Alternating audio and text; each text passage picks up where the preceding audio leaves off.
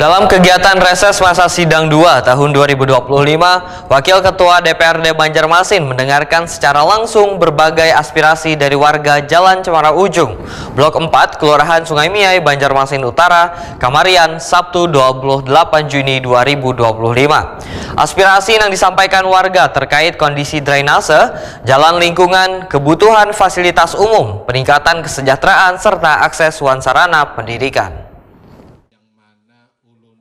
Dalam kegiatan reses masa sidang 2 tahun 2025, Wakil Ketua DPRD Banjarmasin Muhammad Isnaini mendengarkan secara langsung berbagai aspirasi dari warga Jalan Cemara Ujung Blok 4, Kelurahan Sungai Miai, Banjarmasin Utara, Kamarian, Sabtu 28 Juni 2025.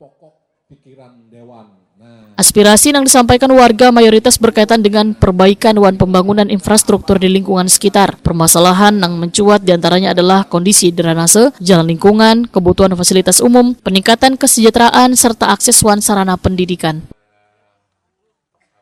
Warga menyoroti pula perlunya pengaturan lalu lintas yang lebih tertib untuk mengurai potensi kecelakaan dan kemacetan di kawasan tersebut.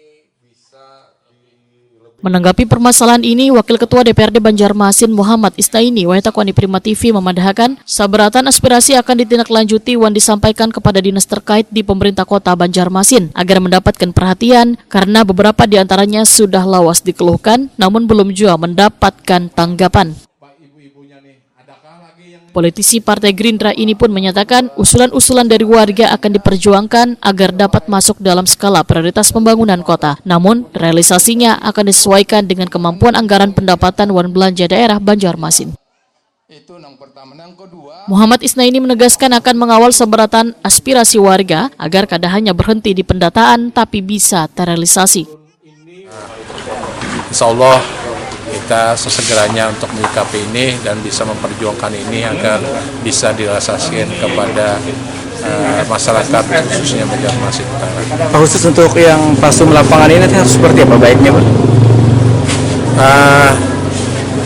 Jadi pasum ini kan sesuatu yang memang ada dua dinas, tinggal yang mana yang mengerjakan sepertinya. Jadi apakah dinas yang ada di LH atau mungkin di Perkim ataupun dari dinas PU itu sendiri seperti itu. Karena yang punya anggaran untuk merealisasikan pasum ini ya adanya di dinas yang tiga tadi. Dan tentunya bagaimana pasum ini sesegeranya untuk dibangun, tinggal koordinasi dari mereka seperti itu. Muhammad Isnaini menambahkan tujuan dari reses kada sekedar mendengar keluhan, tetapi menjembatani kepentingan warga dengan pemerintah agar pembangunan benar-benar dirasakan manfaatnya oleh warga.